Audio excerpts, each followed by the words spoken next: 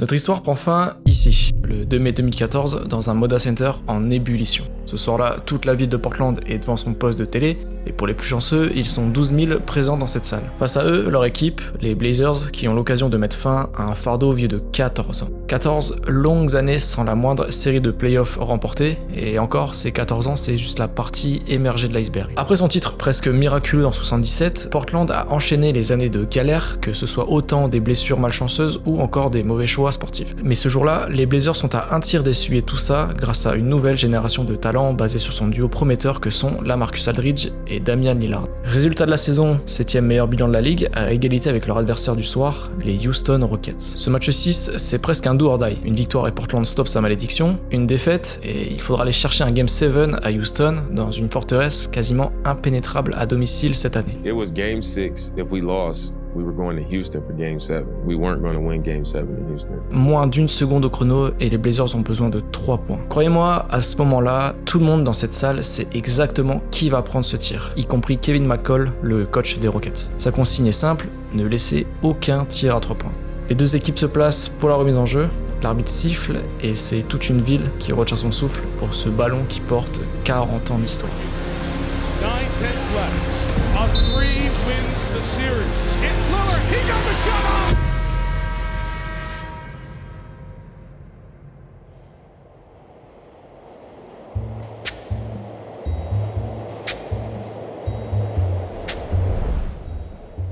Portland, Oregon.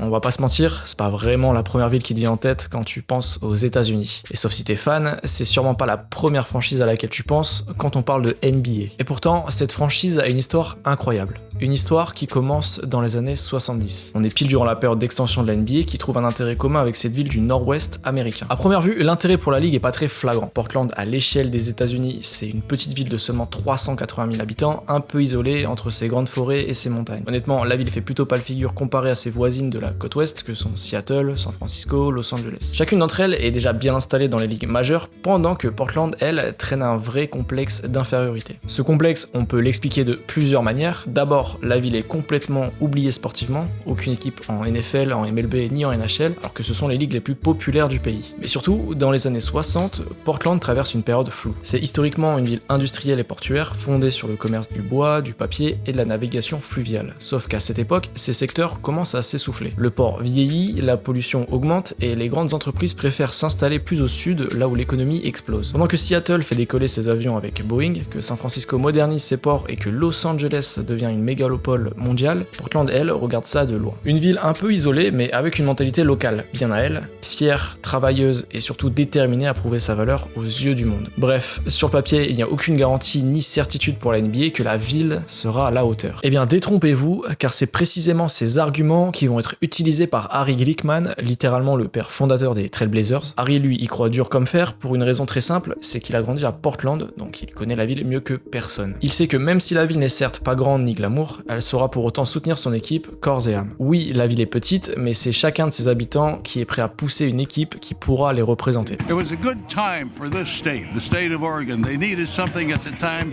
to have fun with. En vérité, la ville n'attend que ça, d'avoir une chance de prouver sa valeur. La preuve qu'il avance pour ça, c'est que c'est déjà le cas avec les sports universitaires très suivis dans toute la région. Alors imaginez la fierté pour la ville que de voir naître une équipe NBA vue à travers le pays tout entier. Il parvient donc à convaincre 3 investisseurs de miser sur ce projet fou, amener la NBA dans une ville où personne n'y croyait vraiment. Et bien devinez quoi, c'est ce bon vieux Harry qui avait raison. Contre toute attente, son pari finit par convaincre la NBA. En 70, dans une ville où tout semblait trop petit, un premier miracle sportif vient de naître. Après un vote proposé à tous les habitants de Portland sur le futur nom de la franchise, les Blazers sont nés et posent leur valise en NBA. D'ailleurs, ce nom ne vient pas de nulle part, puisque Trail Blazers fait directement référence à l'histoire de la région, précisément celle des pionniers de l'Oregon Trail, cette route légendaire qu'ont parcouru des milliers d'Américains en quête d'une nouvelle vie à l'ouest qui part du Missouri jusqu'à l'Oregon. D'ailleurs, ce nom Trail Blazers, il a donc cette idée de conquête sportive, une manière de dire on veut prouver qu'on mérite notre place parmi les meilleurs. Tout est donc prêt, on a maintenant un nom fort et toute une ville prête à vibrer, il ne reste plus qu'à jouer, et dès le début, la salle de 12 000 places est remplie tous les soirs dans une ambiance folle. Les résultats ne suivent pas encore, mais c'est normal. L'important, c'est de créer une ferveur et surtout une passion. Et ça, on le sent déjà lorsque naît le surnom de l'équipe. Vous le connaissez forcément si vous suivez la NBA, puisqu'il est resté jusqu'à aujourd'hui, Rip City. Ce surnom, adopté par les fans, vient de Bill Conley, le tout premier commentateur radio de l'équipe. Guard forward exchange to Gross. Michael Thompson, top of the circle. Owens drives on Witherspoon, stuffed it. Tom Owens with back-to-back buckets. There's Rip City up on that scoreboard, and it should be. Le nom Rip City devient viral à Portland à une époque bien lointaine de l'ère des réseaux sociaux, ce qui marque l'importance des commentateurs radio. The voice of the Trailblazers is the Trailblazers for most of us. Fewer than 13,000 fans fit into the Coliseum on a game night. Follow the team, and you follow it on radio. Radio's played at home, played in cars, played loud in taverns. And that always means Bill Schonely. Even people who go to the games take radios too. For Schonely. Imaginez le nombre de fans se réunissant tous les soirs de match des Blazers derrière leur poste radio pour écouter Bill Conley. En vrai, c'est fou. Chaque action, chaque panier, chaque victoire passe par sa voix. Et c'est ça aussi Portland. Une communauté soudée autour d'une voix familière qui raconte son histoire. Et pour en revenir au nom Rip City, si vous posez la question, ne cherchez pas de traduction, en soi ça veut rien dire. Et c'est peut-être justement ça qui a rendu le nom aussi marquant. Comme si dès le départ, Portland avait décidé de ne pas chercher à plaire, mais juste à vibrer. Well, I tried to do the broadcast my way. That was bingo, bango, bongo. I don't know what I was going to say, but out came Rip City. Rip City! Rip City! Rip City, baby! Rip City, leave that in. Bon, je pense qu'il est maintenant temps d'enfin parler du sportif. Comme je l'ai évoqué, les débuts de la franchise sont plutôt timides. En 6 saisons, les Blazers ne se qualifient pas une seule fois pour les playoffs. Par contre, quand ils le font, c'est pour aller jusqu'au bout. NBA World Championship. It's the 76ers against the Portland Trail Blazers. Irving, does he have time? He's airborne. The 76ers lead Portland 1 victory to 0. Irving turns the corner. Wilson challenges for tie. What a sequence for the Blazers! Twice in the basket.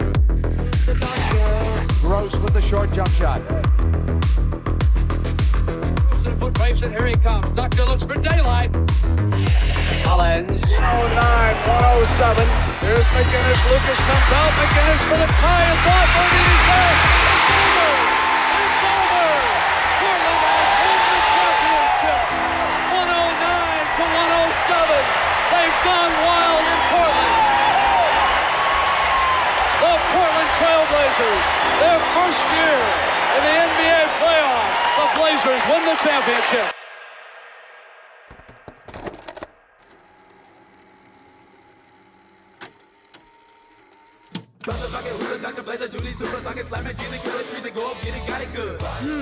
I got the good part. Kick it a couple times and let me think about it.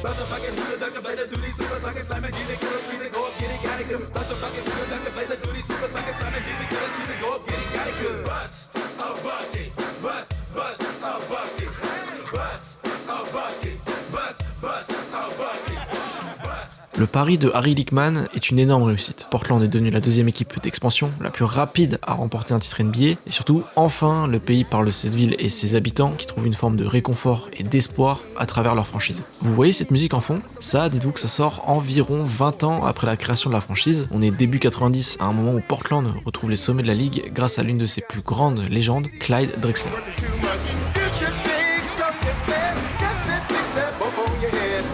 Join in and sing some bass when a Duckworth pass hit me right in the face, knocked me right up off my feet, right back to my front row seat. Woke up dizzy, head just screaming. What's that word? I must have been dreaming. Cette musique, on la doit à un petit groupe d'artistes locaux ainsi que quelques joueurs de l'effectif qui sont réunis dans le but de créer un hymne pour les fans. Vous voyez ce qu'un simple surnom donné par un commentateur a engendré ? Tout le monde à Portland y va de sa petite pierre pour construire ce projet. Bon, malheureusement, la finale de 92 n'aura pas été un succès, mais avant d'en parler, revenons d'abord sur le titre de 77 qui, franchement, relève du miracle sportif.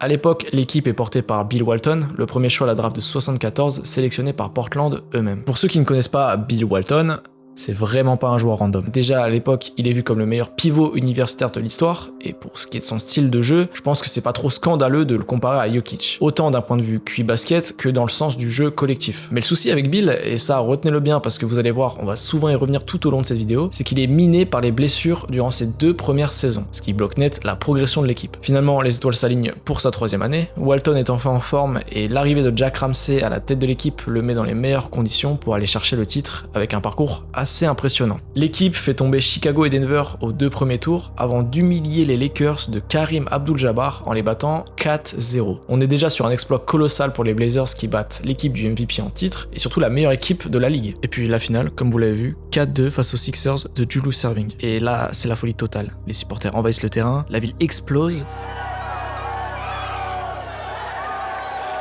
I also want to accept this trophy on behalf of the world's best fans.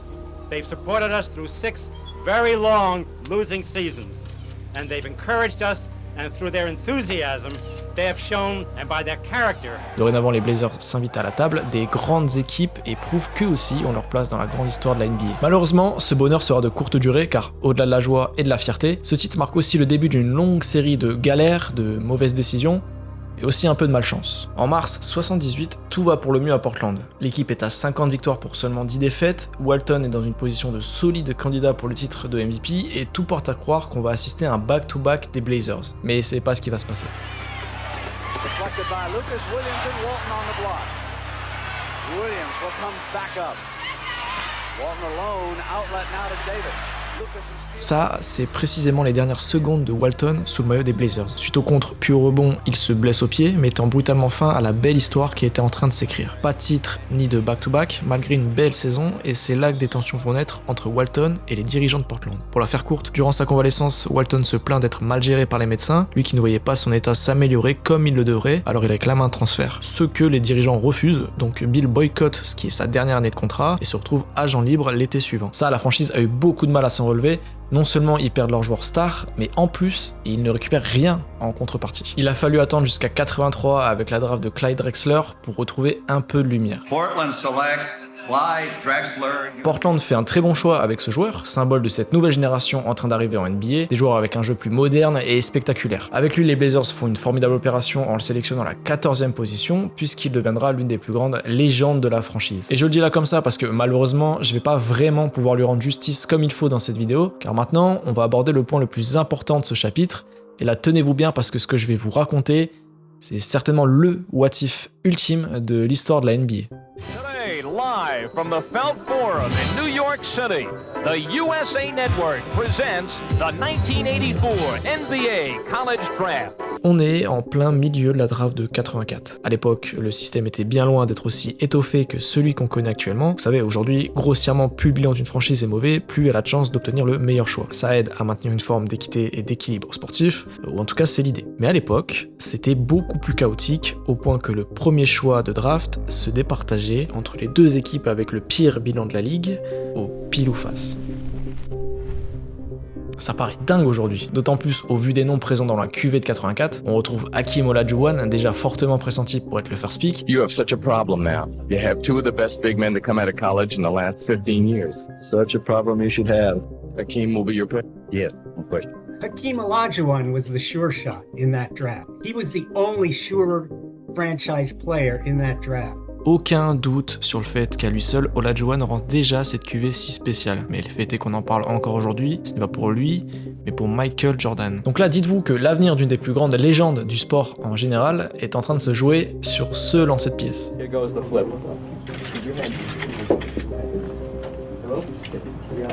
Heads it is.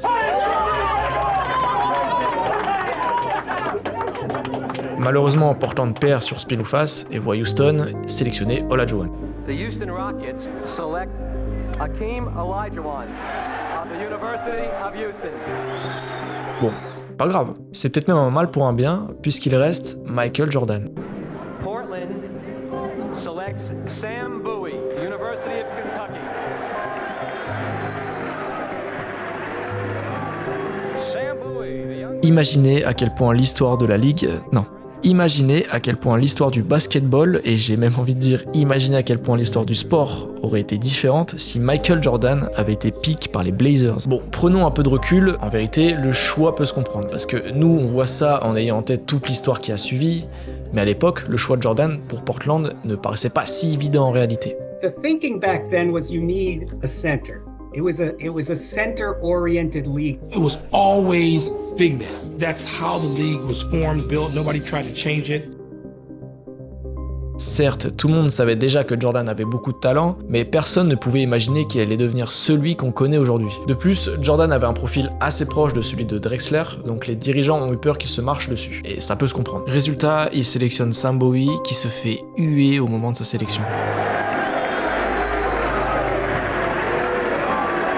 Sam Bowie, the young man who came back from a stress fracture injury, the left shin bone. He was out for 2 seasons. It is a calculated risk, but they felt that after the examination he would fill their need. Well, I'm looking very forward to playing with the Portland Trail Blazers. Good big man is hard to find, but that hasn't been the case over the last 2 years. And this year, Akeem Olajuwon will join him there, while Sam Bowie of Kentucky will be picked by Portland. They said, we still have to get a center. We don't need Michael Jordan. We have Clyde Drexler, who pretty much played the same position and was quite a star in his own right. Avec un choix aussi fort, la saison de Sam Bowie est passée au peigne fin par absolument tout le monde. Des fans jusqu'aux médias. C'est une pression immense sur les épaules de Sam qui n'a pas d'autre option que de performer.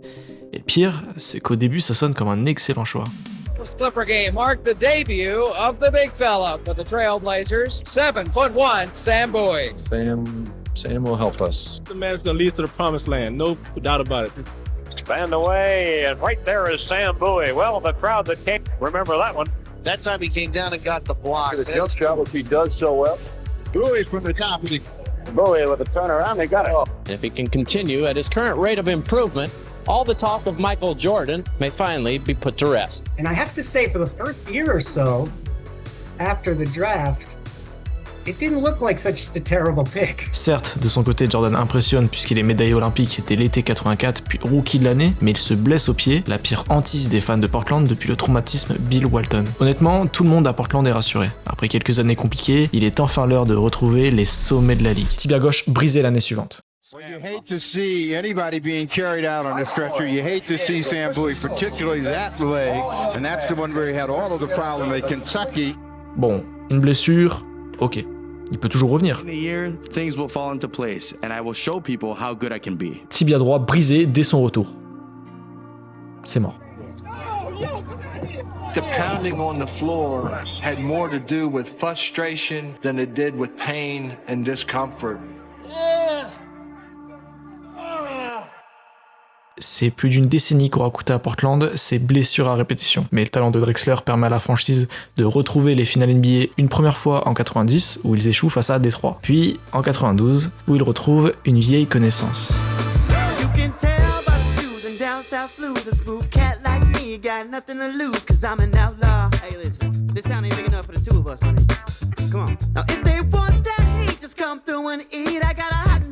Knock you off your feet just like a southpaw. But you cut me off guard with the way you stick and move. I saw you walking in and started straight back the room with that activity. You got a bright future behind you, baby, I see. Lord have mercy. And then I walked up to you all clean and smooth. I said, will you be my symphony? Assez ironiquement, celui qui brille dans ces finales, c'est justement celui en qui Portland n'a pas cru 10 ans plus tôt. Et on ne peut pas s'empêcher de se demander qu'est-ce qui se serait passé si cette draft de 84 avait tourné autrement. Ce qu'on sait en revanche, c'est que Jordan ouvre une décennie entière de domination et d'une certaine manière, il enterre lui-même la franchise qui a choisi de passer à côté de lui. Pire encore, indirectement, cette période va plonger Portland dans ce qui deviendra la période la plus sombre de son histoire, car derrière les finales de 92, c'est une toute autre ère qui se prépare, celle des Jail Blazers.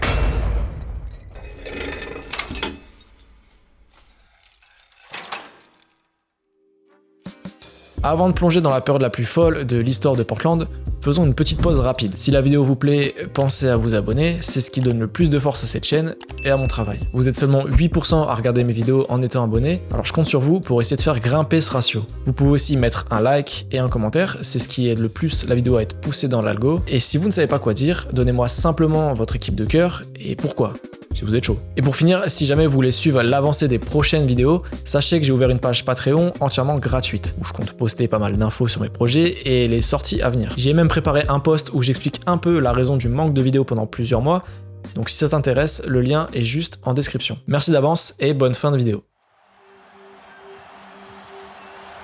Portland has 3 timeouts left. The Lakers have 2. Bryant to shot.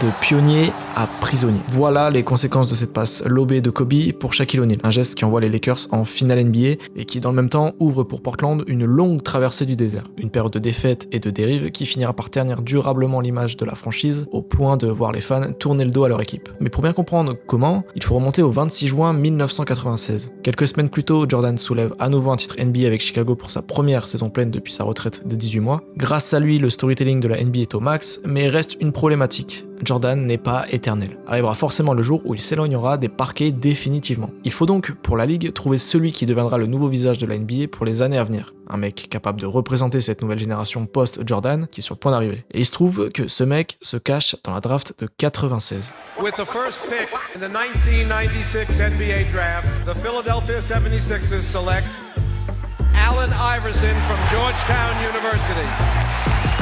I don't think for his size, a tougher guy in the NBA than Allen Iverson. No, pound for pound, the toughest that this league has ever seen. Iverson down the lane, scooped it in midair, tossed to himself. Yeah, one-on-one, he's gonna beat you. Mike said no. Allen said yes. Iverson named NBA Rookie of the Year. Iverson, yes, Iverson. Fadeaway off the screen. Skyro Lou, baseline right, backs up, he fires 2 ball. Got it again. He's way too good. He steps around Lou. Allen Iverson wins the league's MVP. Chaîne en or, tatouage, baggy, du rag. Non, rassurez-vous, vous venez pas de tomber sur un documentaire d'une chaîne de télé un peu border.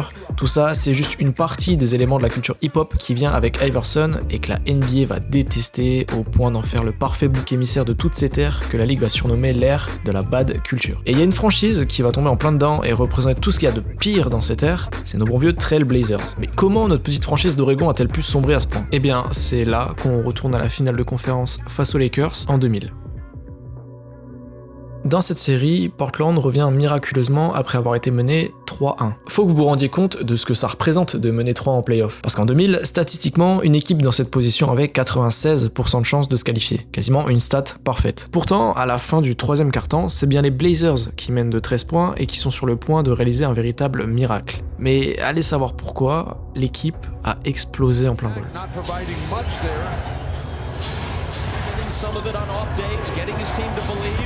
Here's Pippen, unleashing a 3. Wallace against Robert Horry with the jumper in the paint. Wallace into the lane, overshoot. Get the double clutches. Bryant. It's Wallace.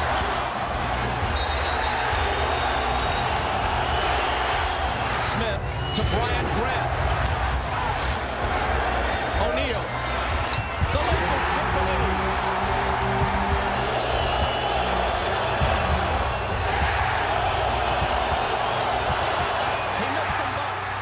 If we would have just made 1 or 2 of those 13 straight shots we missed, it could have been different. It could have been different. To be honest, I don't regret it. But if I could have changed one thing, it would have been to make at least 1 or 2 of those 13 straight shots we missed. And myself, I missed at least 6 or 7. But they were great teammates, and I do regret that we didn't beat the Lakers. Malheureusement, le Game 7 se solde par un échec et brise les rêves de Portland. Ce qui engendre une succession de mauvais choix qui commence avec l'arrivée de nombreux joueurs très talentueux, mais aussi très problématiques. Damon Stoudemire, Quintel Woods, Zach Randolph, Ruben Patterson ou encore Bonzi Wells. Si vous ne suiviez pas la NBA à cette époque, ces noms ne vous diront certainement rien. Mais avec eux, dites-vous qu'on a là une véritable équipe All-Star. All-Star du chaos. On entendait bien plus parler d'eux en raison de faits divers que pour leurs accomplissements sportifs, d'où le surnom Gel Blazers. Arrestation pour conduite sous stupéfiants, violence conjugale, insultes envers les fans, et même pour l'un d'entre eux, l'organisation de combats de chiens dans son domicile. Voilà, bon, je pense qu'on a compris. De 2000 à 2004, dites-vous que c'est que ça au quotidien. You worked for a basketball team though before that, right? Yeah, I interned for the Portland Trail Blazers while I was in college. Oh, okay. Yeah, and it was probably the darkest years in NBA history. What year was this? Was this the Jail Blazers this era? This is the Jail Blazers. Oh. Yeah. It was a crash course in learning what not to do in life. What was your job with the team? So I was an intern in the PR department. So great. Yeah, exactly. Exactly. You could feel my pain. Every time the players, would get in trouble, we would have to spin some story as to why they got in trouble, which usually was just an apology to the fans and to the NBA. Right. There's only so many times you can say, no, it wasn't them. They weren't driving from Seattle with a bunch of weed in the car. They're so sorry, they'll never do it again until next week. Wow. La conséquence, c'est que les fans ne se reconnaissent plus dans le projet et par conséquent tournent le dos à cette équipe. Ça en vient à un point où même la ligue est touchée par ces histoires, car une franchise avec autant de sombres affaires au quotidien impacte également l'image de la NBA, qui se retrouve sous la menace de perdre des sponsors et donc beaucoup d'argent. David Stern finit alors par taper du poing sur la table, c'est à partir de là que le règlement est resserré et qu'est imposé un dress code pour tous les joueurs. Concrètement, on passe de ça à ça. The way you dressed, your tattoos, your braids, your do-rags, and really, because I think they started the NBA dress code because of you. Mm-hmm. I know it. Yeah, right. No question. What do you think about from where it was into what it is now? I don't tell nobody how to dress, man. Leave people alone, man. Let people dress and be who they are. Express themselves how they want. Man, what? And be comfortable. You gonna tell me what to wear to go play basketball? I can understand if you're a lawyer. Man, I'm coming to play basketball. I'm coming to be comfortable. I'm coming to get ready. And I want to be cool. For the people that see me, I want to be cool. When I leave the crib and my girl think I'm cool, I want to be cool. From when my teammates see me and see me looking cool. You know what I mean? Let me be fresh, man. You know what I mean? Don't have me looking like everybody else looks like. You know what I'm saying? C'est un constat d'échec brutal pour la ligue. Incapable de comprendre cette nouvelle génération, elle choisit de la contraindre. Et s'il y a bien une franchise qui en paie le prix fort, c'est Portland qui conclut la saison 2006 avec un bilan catastrophique de 21 victoires pour 61 défaites. À ce stade, les Blazers sont au fond du trou. Leur image est salie, la confiance des fans est brisée et le projet sportif n'existe tout simplement plus. Mais dans l'histoire de Portland, il y a une constante. Quand tout s'effondre, c'est souvent par la draft que renaît l'espoir. Et en 2006, les Blazers vont réussir un grand coup. En une seule nuit, ils mettent la main sur 2 joueurs clés, de nouveaux visages censés incarner le renouveau de la franchise. Et c'est justement le moment de parler de l'un d'entre eux. With the 6th pick in the 2006 NBA draft, the Minnesota Timberwolves select Brandon Roy from the University of Washington.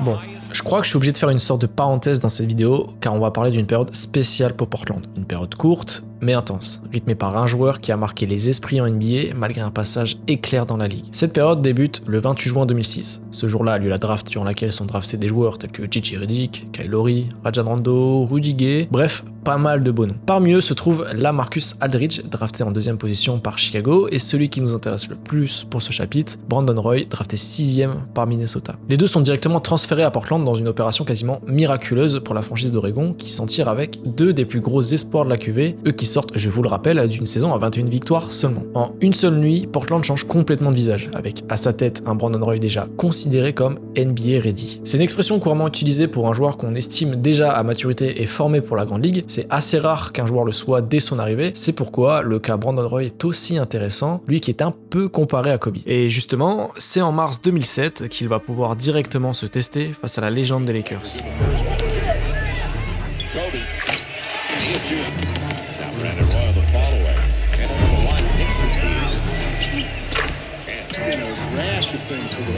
Brandon Roy, play tournament up by 4 as Kobe makes it up. Kobe create yes, he will. Over Rodriguez with space. Kobe Burns on the line. As Kobe back. Yes. Up there with it. Good to see Chris again. Couldn't get a rub off his feet. Didn't make any difference. Lakers 5-4. Brandon Roy. the third, Steve. So should see free throws. And on the fall away, regains the lead for the Lakers, 60-59. The rookie from Washington, rookie of the year, over Bynum. He ties it up at 70. See Mount. Now, Longmore gets the dribble southpaw. Kobe inside the arc. Yes. Kobe has the lead. Creates the contact. He tried to make Kobe. Finding Kobe beyond the arc again. And again comes through in the clutch. Going strong all the way to the hole. Getting a layup. And Kobe with a tie. Got it! Did it again! Ties it at 98. They caved on the fall away. Yes! Pick it up. Doubles up. Hard to believe. Are you kidding me? Unreal! Are you kidding me? How strong was it? Managed to keep it down. Whatever they want. No fouls. That'll do it. It's over. The Lakers win and snap the 7-game. La première saison de Roy à Portland est un peu à l'image de ce match. À la fois, on sent le potentiel du collectif, et sans vraiment forcer, Roy parvient à se montrer face à un Kobe sans peine pour le rookie qui plante 65 points dans le match. Ça nous donne pour Portland une petite saison à 32 victoires et un titre de rookie de l'année pour la nouvelle star de la ville qui impressionne très vite le monde de la NBA, lui qui est très clair dans ses ambitions avec la franchise. And win this award, I mean, I can't even, explain how I feel. I mean, it's just a great feeling and I'm excited, but now that it's over with, I want to get better and be an all-star next year, and I want to be in the playoffs. I don't look at it as pressure. I look at it as motivation. Just after, I think, my first Summer League game, a lot of people picked me to win this award. And instead of thinking about how to win the award, I just thought about how can I get better and how can I approach this season to help my team get better. This summer, I'm going to try to get better and think about how can I help this team get to the playoffs. And hopefully I'm in a race for things like going to the All-Star game, but if not, if this team is improving, that's just always been my goal. Retrouver les playoffs, c'est la prochaine étape. Et en 2007, on pense que c'est à nouveau par la draft que ça va se passer. Tenez-vous bien, on aborde le deuxième grand what if lié à cette franchise. En 2007, Portland a le first pick. Et cette année-là, un certain Kevin Durant impressionne tout le monde à la draft. Il fait même des essais avec la franchise qui est forcément tenté de le choisir. Logique, KD est vu comme un crack inévitable. Avec Aldridge et Roy, la franchise est en position d'avoir un Big Three monstrueux pour les 5 à 10 prochaines années. Impossible de passer à côté. With the first pick in the 2007 NBA draft, the Portland Trail Blazers select Greg Oden from Ohio State University. Encore une fois, ça paraît dingue à dire aujourd'hui, mais Portland passe encore à côté d'un talent générationnel. Et à l'époque, ça avait encore du sens. En 2007, le jeu était toujours basé sur les pivots dominants. 3 ans plus tôt, le MVP était Garnett et même Tim Duncan avant lui. D'autant plus que le profil de Greg Oden n'est pas sans rappeler celui de Shaquille O'Neal, donc Portland voyait un bel avenir en lui. Malheureusement, il subit une mini fracture du genou droit, ce qui lui coûte une saison blanche pour sa première année. Et je vais vous spoiler direct, en 5 ans à Portland, il ne joue que 82 matchs sur 410 possibles. Encore aujourd'hui, s'il fallait résumer le mot bust en un seul joueur, pour moi, ce serait Greg Oden. On appelle un bust un joueur qui a été coté très haut par des observateurs, mais qui en réalité a été un flop total. Sam Bowie en était un lorsqu'il a été drafté par Portland devant Jordan. Pas de chance du coup, l'équipe comptait sur cette draft pour se renforcer cette année, mais avec l'absence d'Oden, Portland termine avec 41 victoires, ce qui est pas trop mal, mais pas suffisant pour atteindre les playoffs. La bonne nouvelle cependant, c'est que Brandon Roy monte en puissance et c'est l'année suivante que tout change. Ce qui nous amène à la saison 2008-2009. Portland est en pleine course aux playoffs et en cette fin de saison, les Blazers affrontent Houston, un rival direct dans un match où chaque possession peut faire basculer la saison de ces deux équipes. Overtime, il reste environ 10 secondes lorsque Brandon Roy remonte la balle après un tir raté de T-Mac.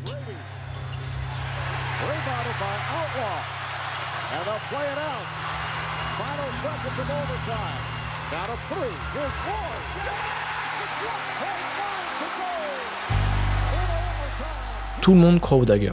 Il reste peu de temps au chrono, mais sur l'action défensive, c'est le héros de Portland qui est sur le point de coûter la victoire à son équipe en faisant faute sur Yao Ming qui rentre son tir. Le géant des Rockets égalise et a l'occasion de passer son équipe à +1 avec moins d'une seconde au chrono.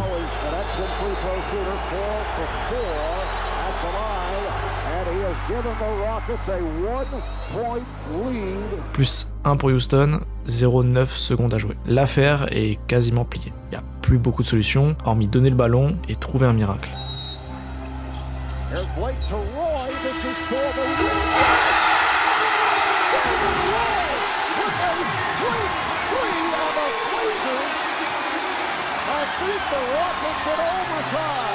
Mission accomplie. Portland retrouve enfin les playoffs dans une explosion de joie des fans. Alors oui, ils ne passent pas le premier tour car ils se font éliminer par ces mêmes Rockets. Mais ce qui compte pour tout le monde à ce moment-là, c'est de retrouver une culture de la gagne. Et avec Brandon Roy à la tête de son équipe, tout l'État d'Oregon est convaincu d'être à nouveau sur de bons rails. Enfin, ça, c'est ce que tout le monde a cru. Pendant 2 ans, Portland ne progresse pas tant que ça, il se qualifie en playoff chaque année mais ne passe jamais le premier tour. Le poids de l'absence d'Oden est trop lourd à porter, l'équipe peine à se développer, et si c'était que ça, ces vidéos n'existeraient probablement pas aujourd'hui. En 2010, Roy se plaint de douleurs persistantes au genou droit, et après un diagnostic des médecins, il s'avère qu'il est victime d'arthrite dégénérative. Autrement dit, d'ici quelques mois, Roy ne sera plus en capacité de jouer au basketball. Je pense que j'ai pas besoin de vous expliquer à quel point c'est un coup de tonnerre dans le monde de la NBA, encore plus pour la franchise et les fans. Et j'ose même pas imaginer pour Brandon Roy qui voit son rêve brisé. C'est inévitable. Dans quelques mois après l'annonce, Roy sera dans l'obligation de prendre sa retraite. Ce qui veut dire qu'il lui reste quelques mois pour réaliser un dernier gros coup durant les playoffs de 2011. Pour y arriver, Roy subit une opération de 2 genoux, ce qui lui coûte toute la première moitié de la saison.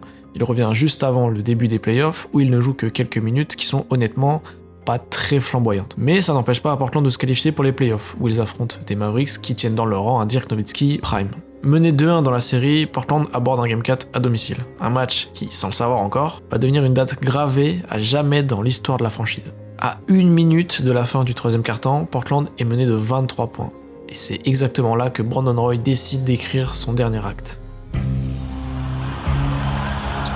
Roy, there he is now to Roy. Can they get something going here at the end of the third? Roy got it! He made a big 3 and he made a big 2. Just gotta keep that big. Roy right to the rim. Roy on the inside. Flashback. Roy over Dirk. Brandon Roy's got a dozen. The fourth compared to the third. Roy, crossover, step back, pocket. He just got the ball in his hands and he delivered many times. With the left, Brandon Roy leading the way. Cut off by Chandler. Wallace, here's Roy, it's a 2 and it's good. Brandon Roy has done this before. It's for Sean Marion here in Game 4. Brandon Roy! Brandon Roy, the 3, count it, and there's a foul! Yeah, after checking the video, Roy for the lead, backs it in! 84-82! Timeout, Dallas. Kid, remember no timeouts. Here's Terry! No! Portland wins Game 4!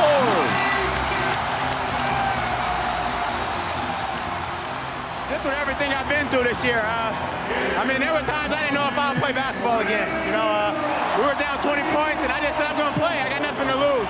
It was amazing, man. I don't know what to say. It was a special night. I remember this one forever. Best 2 games of your life for you after all you've been through?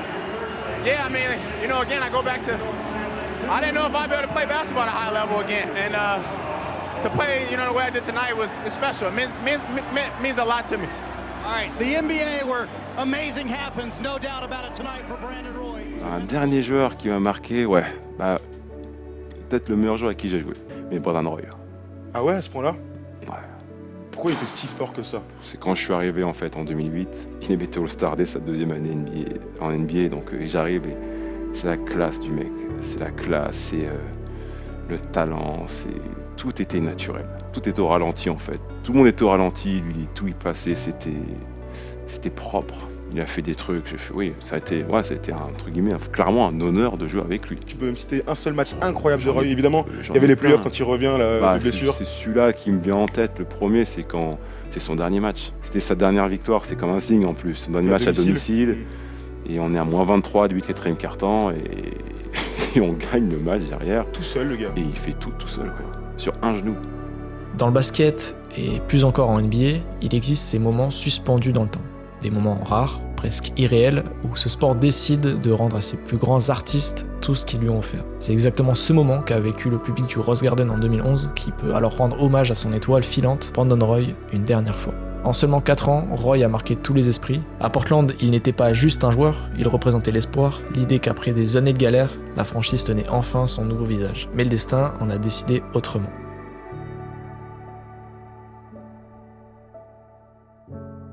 Pourtant, la vie continue, et le basket aussi. Ce que personne ne pouvait imaginer, c'est qu'à peine quelques mois plus tard, la flamme allait à nouveau se rallumer, portée par un autre joueur. Un gamin venu d'Auckland, à quelques heures de là, prêt à écrire la suite de l'histoire. Et cette nouvelle histoire commence le soir de la draft 2012.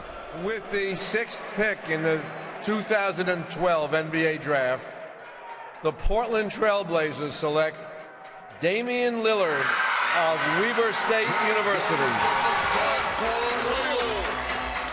I heard they checking for me, no one checking on me, so I had to go run up and check. I got the message on me, get no flexing on me, my attorney gon' call and collect. Blessings on blessings for me, my successes only made them envious, they got upset. I had to put out I mean, that boy's serious, man. He's serious, and he's not afraid of anything. Yo, he really was making everything. Bankers. Like that! Like that! Damian Lillard! For 3. He's insane, you know. What he did, just serious. I got to give him credit, you know, what he did. We're checking on me, so I had to go run up and check. I got the message on me, get no flexing on me, my attorney gon' call and collect. Blessings on blessings for me, my successes only made them envious, they got upset. I had to put all their egos in check.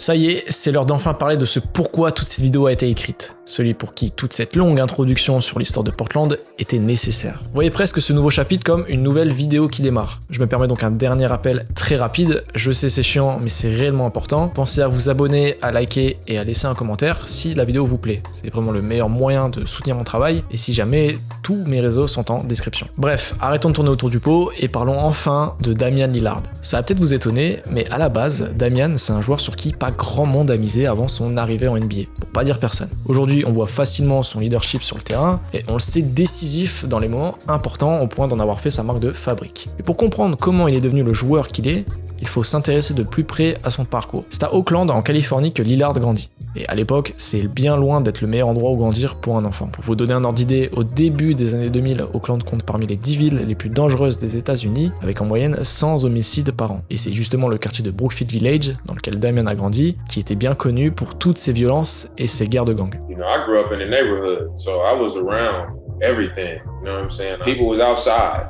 You know, let's just put it like that. People was outside and things were going on, and I was around them, and I had a decision to make every day. You know, am I going to choose right or wrong? When you face with that type of pressure and those type of decisions every day, you know, it shapes you in a certain way. S'accrocher ou plonger, c'est quasiment les deux seules voies qui s'offrent à toi quand tu grandis dans ce genre d'endroit. Et si on devait trouver un avantage à avoir grandi dans un quartier rempli de violence, c'est que ça forge un vrai mental. Et croyez-moi, il en a fallu à Lillard pour ne jamais décrocher. I mean, my mindset was always to prove people wrong. You know, I think that's something that's common amongst people who feel like they're being overlooked. My sophomore year, I went to a private school, St. Joe's, where Jason Kidd went. And when I got there, I'm like, this where Jason Kidd went. I'm about to come here, I'm gonna be the next one after him. I got there, I ain't even play. En fait, le problème pour Lillard, c'est qu'à cette période, il fait 1m65. Je vous fais pas de dessin, la dure réalité de ce sport, c'est que, ouais, à 1m65, c'est vraiment chaud pour toi. Il trouve quand même un point de chute dans l'équipe locale, les Rebels d'Oakland, où il rentre le premier game winner de sa carrière. Gold chain hanging from my chest. Rockin' bell bottoms, baby boy, I'm the best. Platform shoes got me feeling top deck. On the yacht, I'm a hot girl, show me some respect. Yeah, I'm a dawn and they know it. I'm giving you a shot, show up, don't blow it. If I'm in my zone, don't stop me flowing. Gotta give me a moment, I'm a star, let me show it. En voyant ces images, on pourrait croire que ça y est, la voie est toute tracée pour Damian, lui qui tourne à près de 20 points de moyenne avec Oakland. Avec ça, on se dit forcément que les universités vont se battre pour l'avoir, et pourtant même pas. Pas une seule fac ne lui propose une bourse. Les raisons qui reviennent le plus souvent, on les a déjà vues, trop petit, trop frêle, il fait maintenant 1m83 pour 75 kg, et pour les recruteurs c'est trop juste. En même temps, à l'époque, la mode est aux meneurs athlétiques, on est en 2008, et c'est des Derrick Rose, des Russell Westbrook ou encore des John Wall qui commencent à arriver dans la ligue, pas vraiment le profil de Lillard. Je pense qu'on peut facilement se mettre à sa place, ne serait-ce que pour imaginer la difficulté qu'a représenté cette période. Toutes les portes se ferment devant lui, alors que lui sait qu'il mérite sa chance. Lillard se retrouve alors sans équipe, sans fac, sans rien. Et plus ou moins au même moment, son passé le rattrape et frappe tout le pays dans ce qui va devenir un drame national.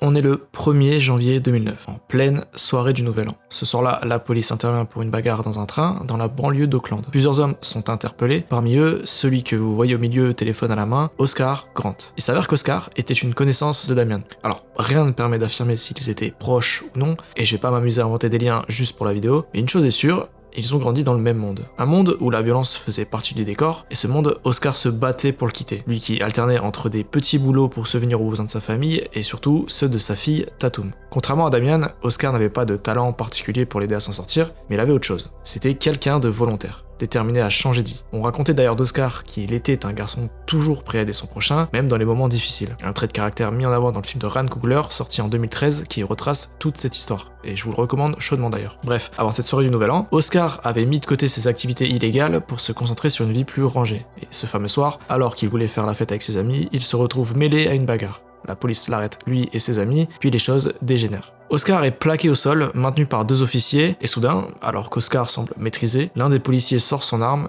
et lui tire une balle dans le dos. Il succombe de ses blessures quelques heures plus tard à l'hôpital. Cette histoire est rapidement devenue une affaire nationale. Et si je vous en parle aujourd'hui, c'est parce qu'on peut difficilement ignorer l'impact que cet événement a pu avoir sur Damian, sur lui, comme sur toute une partie de la communauté afro-américaine. À Auckland, des centaines de personnes sont descendues dans la rue pour protester, faisant du nom d'Oscar Grant un symbole des violences policières aux États-Unis. Un symbole d'autant plus fort que la justice, elle, n'a jamais vraiment triomphé. Lors du procès, l'officier responsable du tir se défend en expliquant qu'il pensait sortir son taser, mais qu'il aurait par erreur utilisé son arme de service. Verdict, 2 ans de prison pour homicide involontaire. Il sera finalement libéré après seulement 11 mois de détention. Et donc, ce que je veux dire à travers cette histoire, c'est qu'on peut y voir une sorte de reflet alternatif au destin de Damian. Lui aussi se retrouve à l'extérieur d'un système qui ne veut pas de lui et qui lui ferme ses portes. Au même moment, aucune université ne lui accorde une bourse, personne ne croit en lui. On lui répète encore et encore qu'il n'atteindra jamais ses rêves, qu'il ne deviendra jamais un grand joueur. Tout le monde, sauf une université qui lui laisse sa chance. Honnêtement, pas la destination de rêve, mais c'est tout ce qu'il fallait à Damian pour se relever et se battre. Direction l'Utah, dans la fac de Weber State.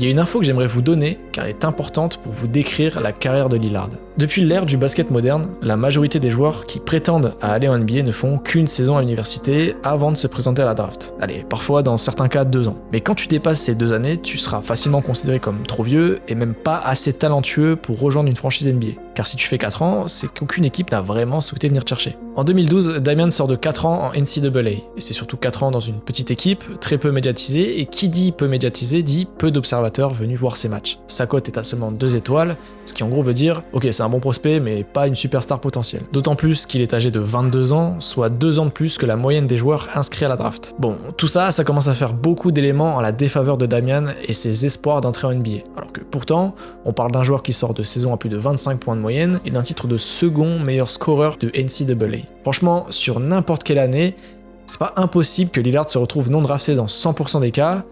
Peut-être que j'abuse, mais vous captez l'idée. C'est peut-être donc bien le destin qui l'a placé là où il devrait être, parce que plusieurs mois avant la draft, en décembre 2011, c'est le moment que choisit Brandon Roy pour annoncer sa retraite, laissant un immense vide à Portland. La franchise a maintenant besoin d'un joueur capable d'endosser le maillot laissé à l'abandon par Roy, un meneur scoreur, déjà à maturité, capable de porter la balle et créer ses propres tirs dans les moments cruciaux. En vrai, ça paraît logique, non ?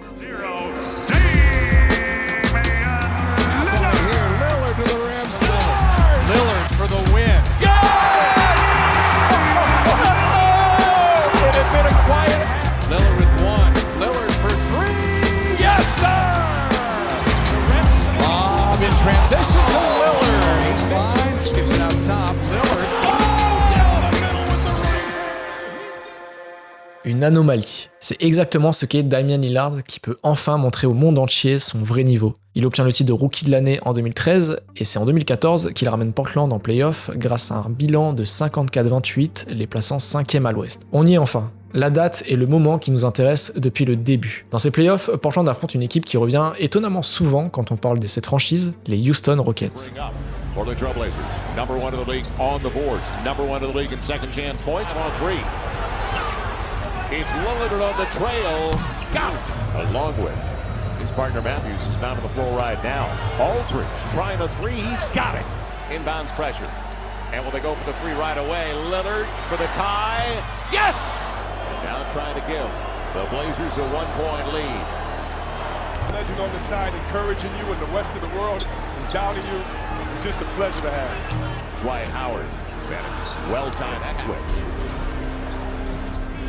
It'll be LaMarcus Aldridge. How good is this young man? Aldridge, wide open. I think I even saw you singing. No, you didn't see me singing, but Storm was getting it done. More three-pointers than anybody in the NBA this regular season is Lillard can't get it to go, and Aldridge on the tip-in so far tonight. Lillard behind the back to the rim. Think about it. Nice. Man, they have had some point guards come from Oakland, I'll tell you that. Lynn blocked by Aldridge. Lynn across the timeline to the basket. Misses the layup. Batum the rebound. Here comes Batum for three. Bang! Tie game! The 6'9" Batum harassing hard. Lost the ball. Williams lost it. Lynn picks it up. Lynn out to Daniels. Daniels for three. It's good. The rookie knocks down the three. From Damian Lillard. And Lillard three. With LaMarcus Aldridge. Lillard is somewhere now with a beautiful front. And a frame by Batum. Out to Aldridge. Three. And again, he doesn't have to shoot the basketball. 96%. C'est la stat que je vous ai donnée plus tôt dans la vidéo. Elle représente le taux de série remporté pour une équipe qui mène 3-1 dans une confrontation de play-off. Une situation dans laquelle se trouve à nouveau Portland, 14 ans plus tard. On va pas se mentir, on sent un poids autour de cette équipe, celle de la peur de l'échec. Et c'est le peu de choses dont ont besoin cette équipe des Rockets pour tenter une remontée. Shot clock. Gotta get it up, and Lynn. Oh, Jeremy Lynn with a rainmaker. He's on him, trying to lead in, and hits an unbelievable three. 16th, 2000 against the Utah Jazz in the Portland. 1-5. That was the last time they won a series. Powered up so that he could not roll. Lillard foul and hits the three. Howard goes quick. Matthews was waiting, and Lopez spots it away. How does your approach or mindset change, if at all, with your big guys in trouble here going into the second half? Gotta be more aggressive. That's the pressure they bring out of the locker room for the third. Harden to the basket. Harden step back take. Back the other way goes Harden. Harden to the goal. Matthews in his grill. We're down to 10 seconds left. Harden loses the hand. Got it back. Harden between the legs. Harden the jumper. Off the rim. No good.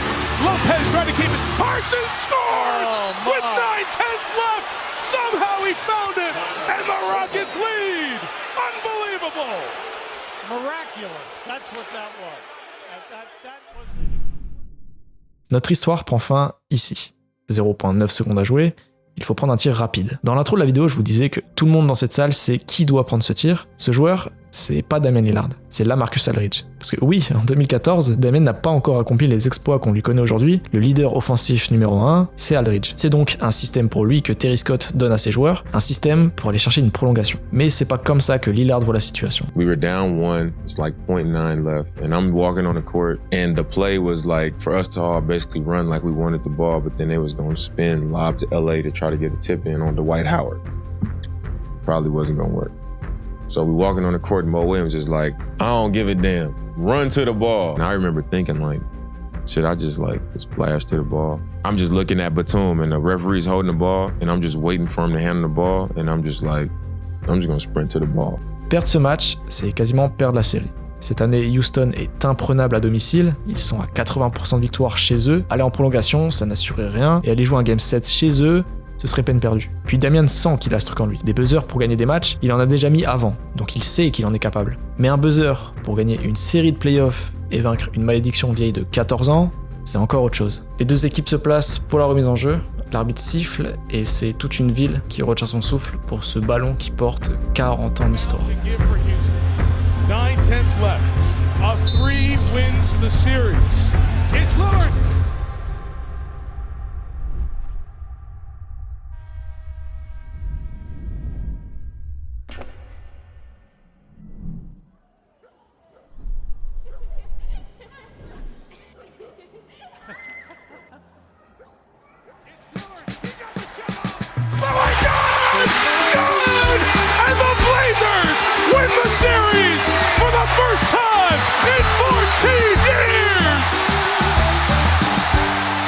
What an incredible finish in Portland. Let's go backwards now to the most exciting single play of the week. How in the world he got that open, starting from all the way over there, coming all the way around, and had that time to square. It is being called the biggest shot, the most important shot in the history of that franchise. Not only ice water in his veins, Damian Lillard was the best player in the series. We are witnessing the birth of a legitimate NBA superstar. Win a series, and not only that, Tony, I love it when a player calls for the ball. He clapped his hands and says, I want it. He wanted it, he took it. I couldn't believe he was that wide open because he's the last person whose hands you want the ball in if you're the opposition. You can't leave Damian Lillard open for a second because this boy's missed the big shot right now.